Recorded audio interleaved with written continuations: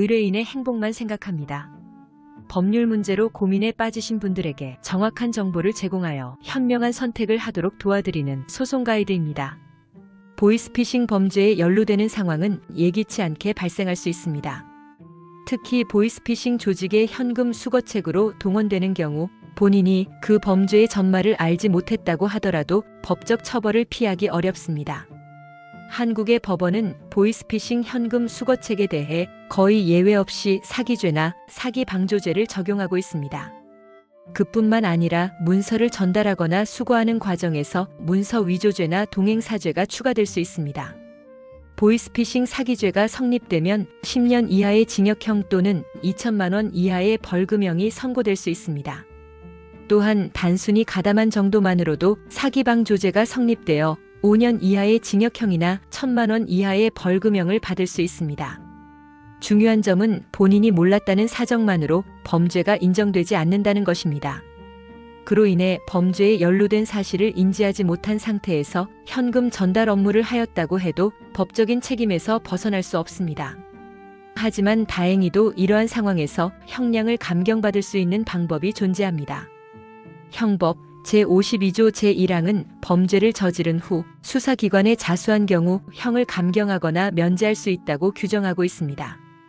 따라서 현금 수거나 전달 업무에 연루된 사실이 있다면 신속하게 경찰에 자진 신고하여 자수의 요건을 충족시키는 것이 중요합니다.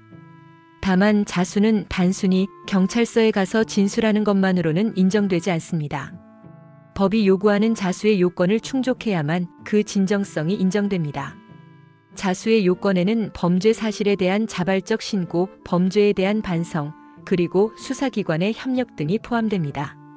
따라서 자수의 효과를 제대로 보기 위해서는 처음부터 전문 변호사와 상담하여 정확한 법적 절차를 밟는 것이 중요합니다. 보이스피싱 사건에서 초기 대응은 매우 중요합니다. 사건이 발생한 직후 신속하고 정확하게 대응하는 것이 향후 형량을 감경하거나 법적 문제를 최소화하는 데 큰 도움이 됩니다.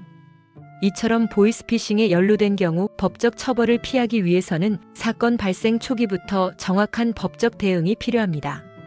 전문가의 조언을 받으며 신속하게 자수하거나 사건에 대해 제대로 대응함으로써 최대한의 법적 이점을 확보할 수 있습니다. 소송 가이드는 법률적으로 문제가 될 수 있는 부분에 관해 상세히 설명을 드리고 그 해결책에 관하여 근거 법령 및 관련 법령을 제시하는 길잡이를 해드립니다. 항상 노력하는 자세로 의뢰인의 이익을 최우선하는 모습을 보여드리겠습니다.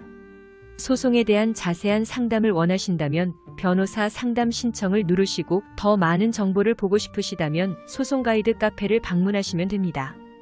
내용이 마음에 드셨다면 구독과 좋아요, 알림 설정 부탁드립니다.